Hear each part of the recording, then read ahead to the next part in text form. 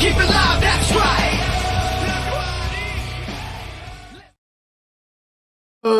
To the Steelers by the Lake podcast. My name is James Strong. Unfortunately, going solo this morning. Cody had some things come up, was unable to join me. So going to be a little bit more of a brief show than normal, but wanted to make sure we get something out to you, especially so close to the NFL draft. So we're going to get right into it here with the news of the day. Since we talked to you last week, the Steelers have signed offensive tackle Calvin Anderson to a 2-year deal worth about $4 million. This means that he's going to be our number one backup swing tackle for this upcoming season, which I personally am a fan of. I thought he played pretty well in that Week 18 game for Pittsburgh, got a significant amount of snaps, represented himself pretty well. So I think you can do a lot worse than having Calvin Anderson as your top backup tackle for both the left side and right. He can play both sides. You'll have Dylan Cook backing him up. So there is a little bit of depth going on there, but Calvin Anderson adds some much needed depth at the offensive tackle position, which was razor thin previous to this signing. So now we've got starting first round offensive tackles on each side and Calvin Anderson as the top interior backup. Things are really starting to heat up for Pittsburgh on the pre-draft visits. If you're unfamiliar with this, guys that are going into the NFL draft come in and you're allowed to bring in 30 guys that are not considered local visits. So for Pittsburgh, like West Virginia University, Duquesne, Pitt Panthers, any of these teams are considered local and don't count against the number. But you bring him in for an interview, gives you a feel for what Pittsburgh's looking for positionally, and maybe even what rounds, too. So I kind of wanted to talk about that real quick here and get into the list of who Pittsburgh's brought in. So starting off at quarterback, Shedeur Sanders was recently brought in, who is a first-round projection as far as talent. Jackson Dart, who some folks have projected as a first-round quarterback, has also been brought in. And earlier in the season, Tyler Shough. Tyler's expected to be more of like a third or fourth-round guy. Also, quarterback Kyle McCord has been brought in. Similar with Kyle, mid-round guy, maybe a early day 3 type dude. So Pittsburgh definitely showing some interest, definitely doing their research on the quarterback position, which you can't blame them, even if they're not ready to take a first-round pick on a quarterback this season. They should be doing their homework on it. They should be strongly considering at least taking someone in the mid-rounds as a future backup quarterback, taking over in what Mason Rudolph's current position would be.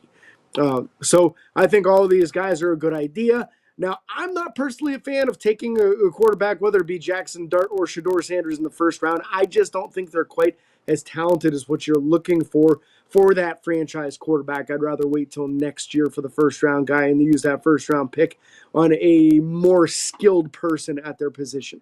So that's just my personal opinion on it. But that's the quarterback room as of right now. And I believe this list has like 26 or 27 guys so far. So still a few more to come. Running back is one of the biggest positions so far that Pittsburgh has had. So running back DJ Giddens has been in. Omarion Hampton, who is a first or second round running back. Dylan Sampson. Bashal Tutin, the fastest running back in this entire class. And he's not small either. He's like a 205, 210 kind of guy. Running back Ollie Gordon II, who's one of the bigger bruisers. Running back Jaden Blue, another fast guy. Caleb Johnson out of Iowa, another big bruiser. So they're kind of all over the place with these running backs. And then the last one, R.J. Harvey, another fast running back. So Pittsburgh doing their homework on the thumpers, on the big guys that are fast, and the guys that are in that like 205 to 210 range that are fast. So it's all over the place. A couple of these guys are potential first-round type targets. Omarion Hampton being one of those, where he is a projected first-round pick. Outside of that, the rest of these guys are more of second, fourth-round type projections. So obviously with Pittsburgh not having a second round pick due to the trade for DK Metcalf, that I'm personally a very big fan of. You don't see that as an option going on right here, but some very clear interest in running back and running backs with speed, because only two of these guys are bruisers that don't have high end speed. The rest of them are like 4.4 or better. So we're talking some pretty serious speed there. Wide receivers in the next group, and there's a pretty large correlation going on with them as well. Wide receiver Jalen Noel out of Iowa State. Savion Williams, a multi-purpose guy who can run the ball as well. Matthew Golden, a lot of people's first-round wide receiver. Jaden Higgins, another tall, fast wide receiver. All of these guys are probably first 2 days. None of these guys are going to be available in the third round. So Pittsburgh's on day 3. So talking fourth round or later. So definitely some serious interest at the wide receiver position. They sent their wide receiver coach Zach Azzanni everywhere in the scouting trail. So we saw him all over the place. And you should expect Pittsburgh to have some interest at a wide receiver. I think it's kind of a crazy thing unless you're going to be making a trade to get somebody off the roster. Otherwise, where the heck are you going to put him? I feel like it's kind of a full room already with George Pickens and DK Metcalf. There's your clear 2 starters. Calvin Austin III really came on last season, I thought, showing his versatility to stretch the field, run out of the slot, return kicks. He did a lot of great things. Roman Wilson, let's not forget him. He was the third-round pick last year who never got to see the field other than 5 snaps before missing the rest of the season with injury. So he's definitely someone who's going to be on the team. And then they signed Ben Skoranek in the offseason, who is a starting gunner, showed some great ability as a slot, like vertical stretching wide receiver, so just send him deep. And he also a great blocking wide receiver as well. So you kind of, in my opinion, have 5 guys already in concrete, which means to me, if you're going to draft a wide receiver, either you're planning on moving on from one of these guys or maybe even trying to trade somebody to acquire more picks. There's a lot of rumors about Pittsburgh trying to possibly move someone in order to gain a second-round pick back. I don't think it's necessarily a second-round pick, but Pittsburgh likes to have the appropriate number of what they would normally have on each day. So I could see them making a trade to get an additional third-round pick just so that they have 2 on day 2, just because they love doing that. Moving on past the wide receivers, 0 tight ends have been brought in. That shouldn't be a surprise to anyone. I think there's a chance of them taking one late in like the 6th or 7th round. Just a guy that's probably a bigger blocking guy. But I don't expect to see that at all in the first 2 days. Defensive line, there is a very large number of guys, and it's kind of all over the place.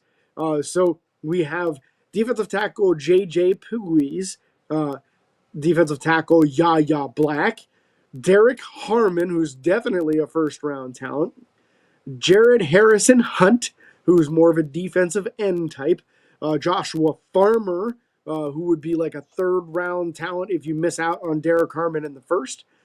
Very similar size, length profile. Elijah Roberts, again, more of a defensive end type. And then Jamari Caldwell, more of a nose tackle, kind of like Yahya Black, a very much so a nose tackle type. So we've got all over the board, first-round guys, third-round targets, mid-round, and even late-round targets.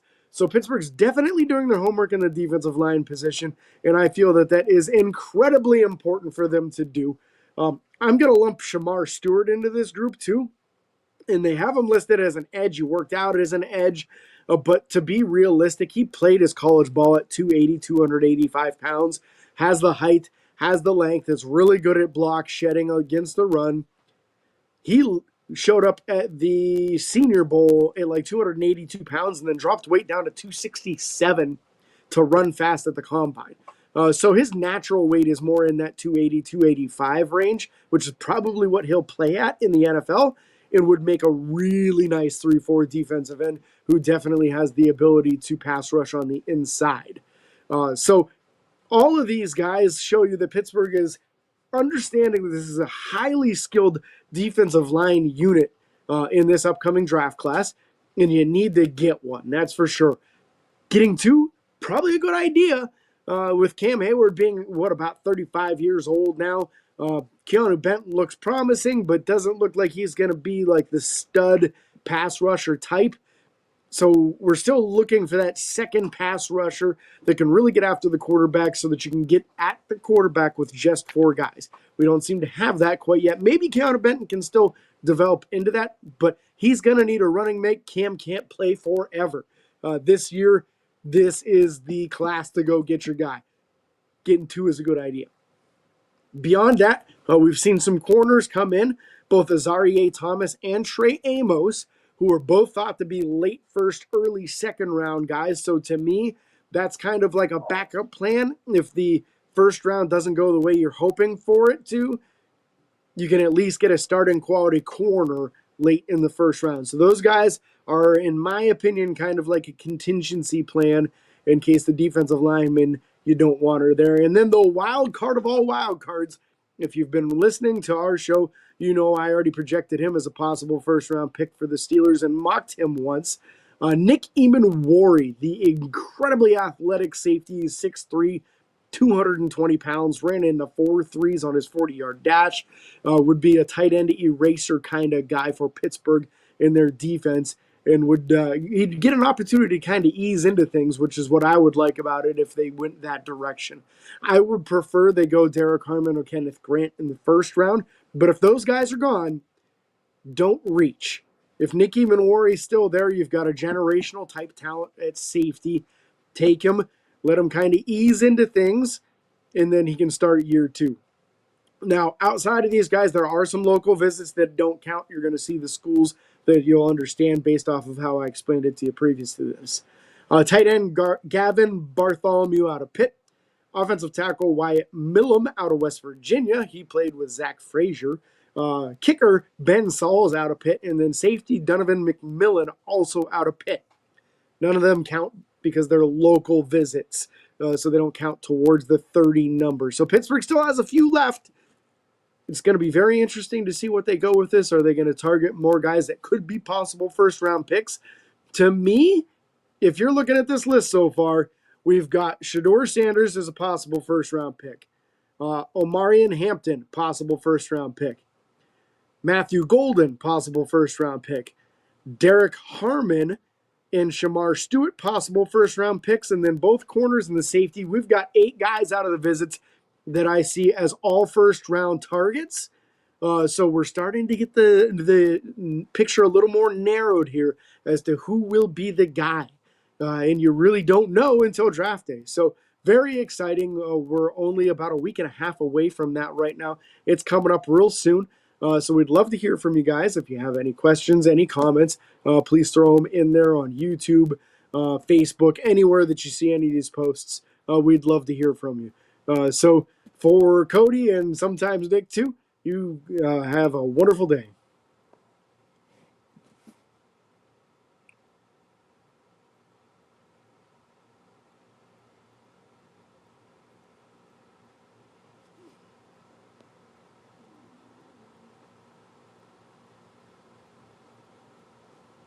Did it work? I don't know.